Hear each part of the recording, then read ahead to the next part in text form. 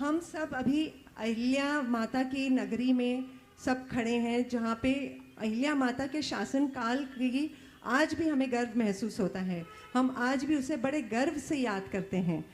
जब इतना महिलाओं ने पहले आगे इतना कार्य किया है और इतनी आगे बढ़ी है और उन्होंने ये देश को चलाया है, इन शहरों को, इन स्टेट्स को चलाया है। आज जब महिलाएं आगे बढ़ना चाहती हैं तो सवाल क्यों खड़े हो जाते हैं? आपने जो सवाल किया कि महिलाओं ने अतीत में भी उत्कृष्ट कार्यक्रम किए, आज महिलाओं के द्वारा कोई कार्य करने पर ये सवाल क्यों उठाए जाते हैं? सवाल बिल्कुल नहीं उठाना चाहिए, पर महिलाओं को भी ये बात पहले समझना चाहिए कि उनके लिए करना क्या है। हमारे यहाँ महिलाएं कला और गुणों में निपुण रही, लेकिन उसका प्रयोग तभी किया जब जरूरत थी। कई को युद्ध कौशल था कि नहीं, लेकिन कभी उनने युद्ध नहीं लड़ा, और कब जब दशरथ पर संकट आया उनने सामना किया।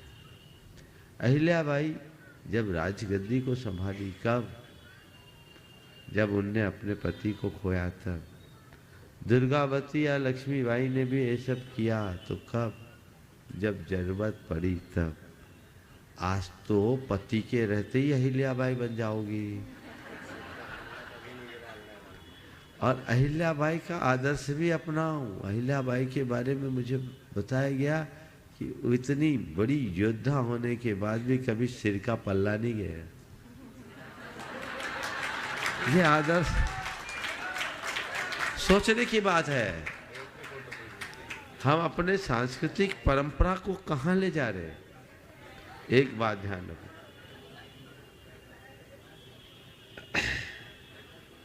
ये कैसे रहना नहीं रहना ये आपकी बात है, आपकी खुद की चॉइस है, लेकिन हमारी संस्कृति क्या है हमें ये समझना है।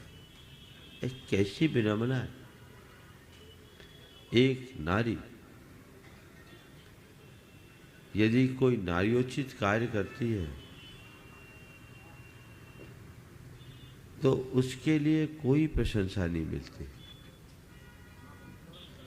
और एक नारी यदि कोई पुरुषोचित पराक्रम का काम करती है तो उसे लक्ष्मीबाई, अहिल्याबाई और दुर्गावती की तरह देखा जाता है। और इसके उलट एक आदमी यदि किसी महिला जैसा काम करने लगे तो उसको निंद निगाह से देखा जाता है। आखिर ऐसा क्यों? सबसे बड़ी गड़बड़ क्या है?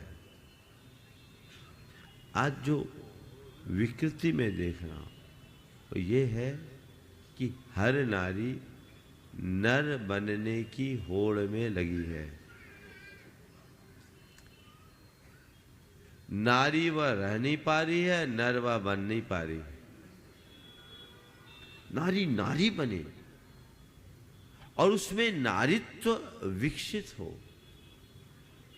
तब कहीं जाकर हम अपने गौरव को आगे बढ़ा सकेंगे। जरूरत पड़े तो छत्राणी बनो, अपने अंदर वो सब चीजें आनी चाहिए।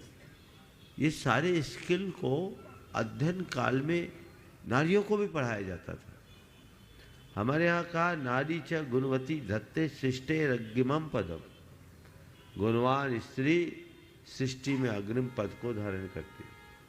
भगवान ऋषभ देव ने अपनी दोनों बेटियों को ज्ञान दिया, अक्षर और अंक विद्या। ब्राह्मी से अक्षर और सुंदरी से अंक हमको मिला। ये क्या है? पढ़े लिखे आगे बढ़े, कोई इसके लिए निषेध नहीं, पर जब जरूरत पड़े तो सामने आए, नहीं तो पीछे से बैक सपोर्ट दे, बहुत बड़ा काम हो सकता है।